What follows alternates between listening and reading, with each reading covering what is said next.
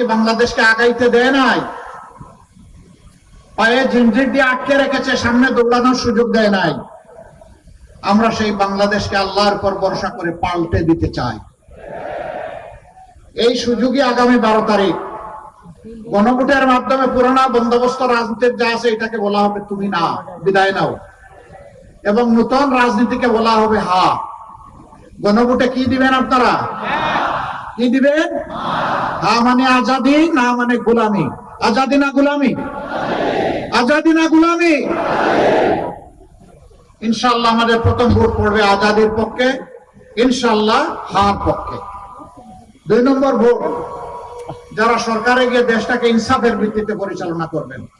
সমাজে আর কোনো বৈষম্য হবে না, চাঁদাবাজি থাকবে না, দুর্নীতি চলবে না, মামলা বাণিজ্য হবে না, নিরীহ মানুষকে হয়রান করা হবে না, মায়ের গায়ে হাত পড়বে না। সেই বাংলাদেশটা আমরা করতে চাই। সকলের জন্য নিরাপদ বাংলাদেশ, সকলের জন্য গর্বের বাংলাদেশ আমরা করতে চাই।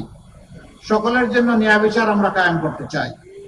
সেই ন্যায় বিচারটা, যে অপরাধ করলে একজন সাধারণ মানুষের বিচারে একটা শাস্তি হবে, একই অপরাধ যদি দেশের প্রধানমন্ত্রী কিংবা প্রেসিডেন্ট করেন, তাদেরকেও ছাড় দিয়ে কথা বলা হবে না, তাদেরকেও কোনো দায় মুক্তি দেওয়া হবে না, বিচারের আওতায় আসতেই হবে। অপরাধ অপরাধী, যিনি করেছেন তিনি অপরাধী, তার অপরাধের শাস্তি তাকে পেতে হবে।